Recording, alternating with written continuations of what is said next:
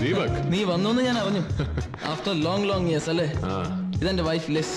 Hello. Hi, nice to meet you. Same here. Thank you. നീ അമേരിക്കയിൽ ഒരു ബാൻഡിൽ ചേർന്നതും അവിടുന്ന് കെട്ടിയതും ഒക്കെ പയസ് വിളിച്ച് പറഞ്ഞായിരുന്നു. ഹോസ്റ്റലിലെ ബക്കറ്റിലും കോളേജിലെ ഡെസ്കിലും ഒക്കെ കൊട്ടിപ്പടിച്ചത് വെറുതെ ആയില്ല അല്ലടാ? ആഹാ, പഴയ സഖാക്കൾ എല്ലാരും ഉണ്ടല്ലോ. അന്നമ്മ, നീ ഇപ്പൊ ഡിവൈഎഫ്കെയുടെ സ്റ്റേറ്റ് ജോയിന്റ് സെക്രട്ടറി അല്ലേ? സമരത്തിന് പങ്കെടുത്തതും ഗ്രനേഡ് പൊട്ടി കാല് ഫ്രാക്ചർ ആയതും ഒക്കെ ഞാൻ പാർട്ടി ചാനൽ കണ്ടായിരുന്നു. ഇത് രാജശേഖരൻ. ഹലോ. പാർട്ടി ട്രഷറാണ്. അറിയാം. നിങ്ങളുടെ കല്യാണവും ചാനൽ ഗംഭീരമായിട്ട് ആഘോഷിച്ചതല്ലേ? നമ്മുടെ കോശിയല്ലേ? കണ്ടിട്ട് എനിക്ക് ആദ്യം മനസ്സിലായില്ല. പഴന്തുണി, നീ ആളാകെ മാറിപ്പോയല്ലോ. ഇത് സുഖു. നമസ്കാരം. ഇവന്റെ പഴയ കോലമൊക്കെ മാറി ആളങ്ങ് വൃത്തിയായി പോയി അല്ലേ? പിന്നെ എന്തൊക്കെയുണ്ട് വിശേഷങ്ങൾ? വാ ചോദിക്കട്ടെ. അളിയ, ഞാനിപ്പോ അവളെയും കിട്ടി അവിടെ അപ്പന്റെ എസ്റ്റേറ്റ് നോക്കി നടക്കുക. പഴയതൊന്നും പറഞ്ഞു ഭാര്യയുടെ മുമ്പിൽ നീ എന്റെ വില ഇടിക്കരുത്. ഭർത്താവിന്റെ പഴയ കോലം വേണമെങ്കിൽ കണ്ടു. ആ പഹയനെല്ലാം തകർത്തു. വലിയ ബുദ്ധിജീവിയായിരുന്നു. ഫോട്ടോയ്ക്കൊന്നും പോസ്റ്റ് ചെയ്യുകയില്ല. വയസ്സേ തല്ലിപ്പൊളി. ഇത് വെറും ഫോട്ടോ അല്ലേ അളിയാ? നിന്റെ മുഷിഞ്ഞു നാറിയ ജുബയുടെ നാറ്റൊന്നും അറിയില്ല. ഇത് തൊടുപുഴ MLA സതീശൻ കഞ്ഞിക്കുഴിയല്ലേ?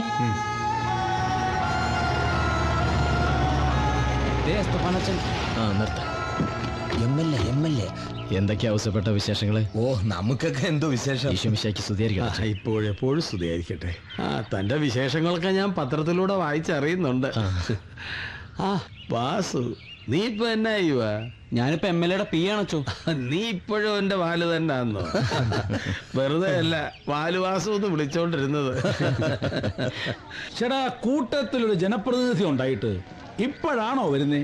ഞങ്ങളിതാ മ്യൂസിക് ക്ലബിൽ ഇറങ്ങാൻ പോവായിരുന്നു. ഒറ്റ അട്ടി വെച്ചു. ബജറ്റ് സമ്മേളനം നടക്കല്ലേ, വരാൻ പറ്റുമെന്ന് വിചാരിച്ചതല്ല.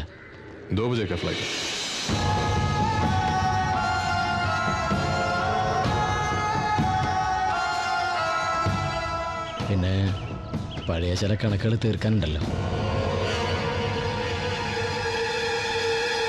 അതാ വന്നത്.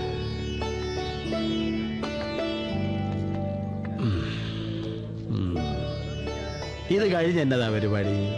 ഇത് കഴിഞ്ഞാല് ഓഡിറ്റോറിയത്തില് ഗെറ്റ് ടുഗദർ, അവിടെ തന്നെ ഡിന്നറും. അത് കഴിഞ്ഞ് എല്ലാരും കൂടി ഹോസ്റ്റലിൽ സന്തോഷമായി തങ്ങിയിട്ട് നാളെ രാവിലെ മടങ്ങി പോകും.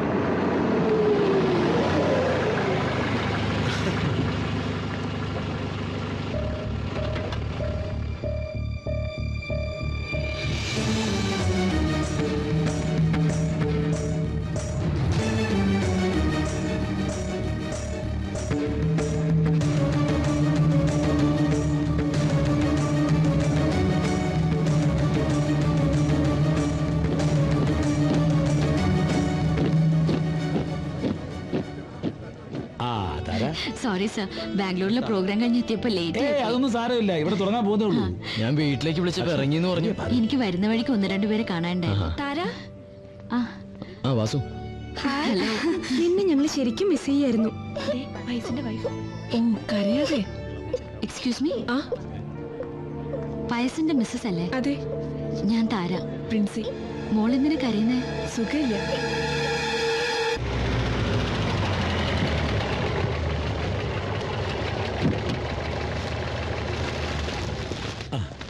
വണക്കം. Thank you.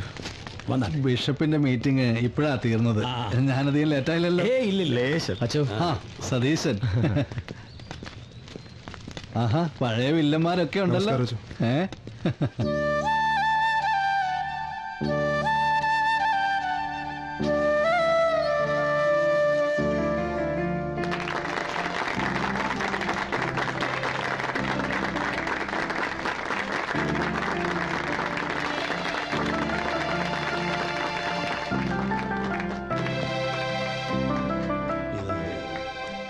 മുരളിയുടെ ഫോട്ടോ ശരിക്കും ജീവനുള്ളതുപോലെ. കോളേജ് ലൈഫ് കഴിഞ്ഞിട്ട് 15 വർഷമായെന്ന് ഇപ്പോഴാണ് ഫീൽ ചെയ്യുന്നത്. ഇച്ചായ, ഓഡിറ്റോറിയത്തിലെ പ്രോഗ്രാം കഴിഞ്ഞാലുടനെ മോളെയും കൊണ്ട് നമുക്ക് കാഞ്ഞിരപ്പള്ളിക്ക് പോകണം. എന്നാ പറ്റി? കാഞ്ഞിരപ്പള്ളിയിൽ നല്ലൊരു പീഡിയാട്രീഷ്യൻ ഉണ്ട്. രാത്രി 8 മണിക്ക് ചെന്നാൽ കാണാൻ പറ്റുമെന്ന് പറഞ്ഞു. ആര് പറഞ്ഞു? താരാക്കുറിപ്പ്.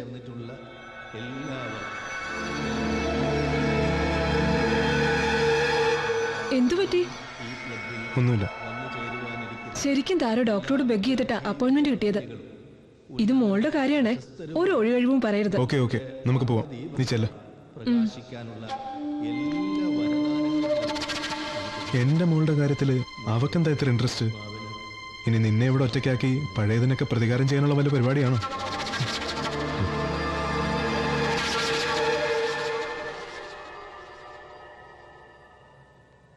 അവസാനമായി, സ്കൂളിൽ പഠിച്ചിരുന്ന നാൾ മുതൽ ക്ലാസിക്കൽ ഡാൻസിന് സമ്മാനങ്ങൾ വാരിക്കൂട്ടിയ തന്റെ നൃത്ത ചുവടുകൾ കൊണ്ട് ഈ കോളേജിലെ ഓരോ മൺതരിയെയും കോരിത്തരിപ്പിച്ച ഇന്ന് ദക്ഷിണേന്ത്യയിലെ അറിയപ്പെടുന്ന നർത്തകിയായ നമ്മുടെ കൂടുതൽ റബ്ബർ ചേർക്കല്ലേ വാസു, വല്ലാണ്ട് വലിയുന്നു. റബ്ബറിനൊക്കെ ഇപ്പൊ ഭയങ്കര വിലയാ. മുൻ MLA-യും ഇപ്പോൾ മാവേലിക്കര MP-യുമായ അച്യുതക്കുറുപ്പിന്റെ മകൾ താരാക്കുറുപ്പ് നിങ്ങളോട് വിശേഷങ്ങൾ പങ്കുവെക്കുന്നതാണ്.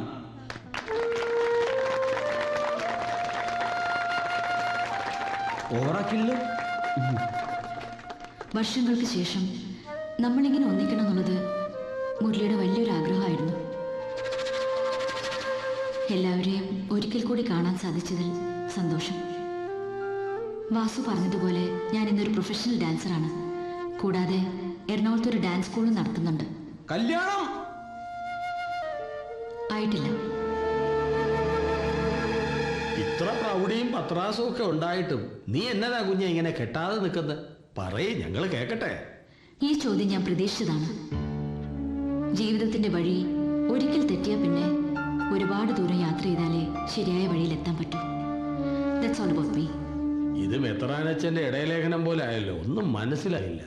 ഓ, ആരാത്?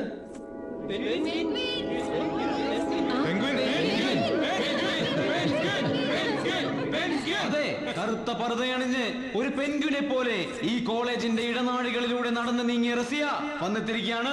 Give her a big hand. റസിയെ കാണാതായപ്പോ ഞങ്ങൾ അങ്ങ് തുടങ്ങിയെന്ന് വെച്ചാൽ എല്ലാവരും കഴിഞ്ഞ 10-14 വർഷക്കാലത്തിനിടയിൽ ഉണ്ടായ അവരുടെ ജീവിതാനുഭവങ്ങൾ പങ്കുവെക്കുകയായിരുന്നു. അതെ, റസിയയ്ക്കും അത് പറഞ്ഞ് ഇതിൽ ജോയിൻ ചെയ്യാവുന്നതാണ്.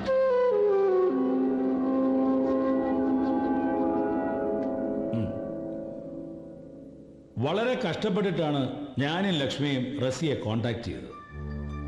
പക്ഷേ ഇവിടെ ആരും ഒന്നും അവളോട് ചോദിക്കില്ല എന്ന ഉറപ്പിലാണ് റസിയ വന്നിരിക്കുന്നത്. മനസ്സിലായല്ലോ?